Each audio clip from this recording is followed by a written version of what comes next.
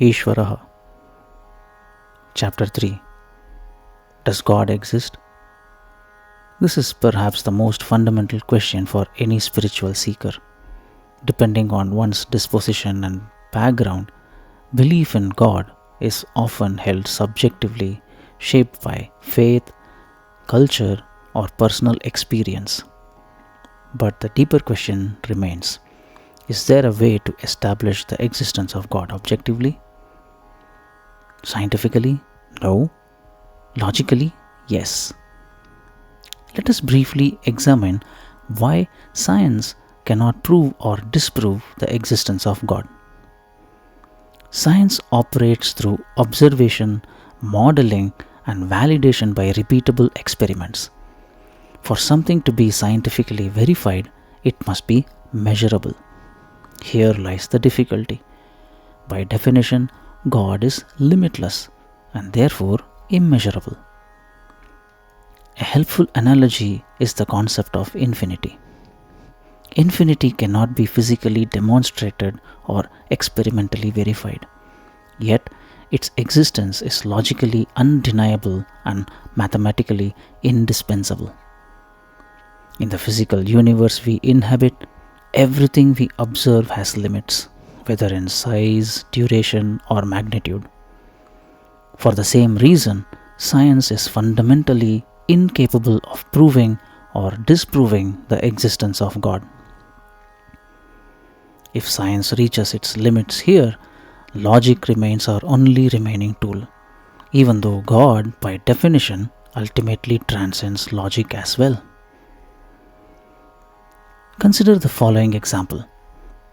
Suppose an observer walks along a path and notices a lump of clay.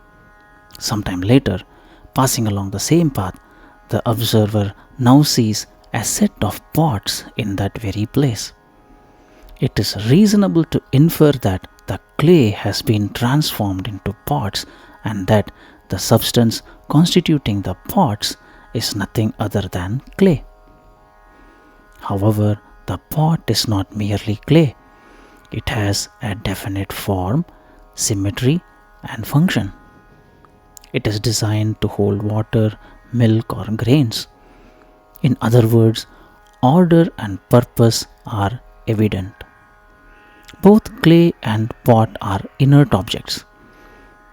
An inert object, by definition, cannot reorganize itself into a purposeful form. If it could, it would no longer be inert. Therefore, there must be an external influence responsible for this transformation. The observer naturally infers the presence of a potter, an intelligent agent, despite never having seen the potter directly. From this simple example, one conclusion becomes evident. Order and purpose imply intelligence, and intelligence in turn presupposes consciousness directly or indirectly. Extending this reasoning to the universe, the same inference arises naturally. The universe exhibits staggering order, consistency, and fine balance across scales ranging from subatomic particles to cosmic structures. Such coherence cannot reasonably be attributed to inert matter alone. It points toward an intelligent cause. At this point, an important distinction must be made. Unlike the potter who exists outside the pot, the cause of the universe cannot lie outside it, for nothing lies outside the totality of existence. Yet God, by definition, cannot be contained within creation as a part or subset of it. The only coherent conclusion, therefore, is that God and creation are not fundamentally separate. Modern science itself hints at this mystery. Contemporary cosmology suggests that the universe emerged from a singularity, a state in which matter, space, and even time lose their conventional meaning.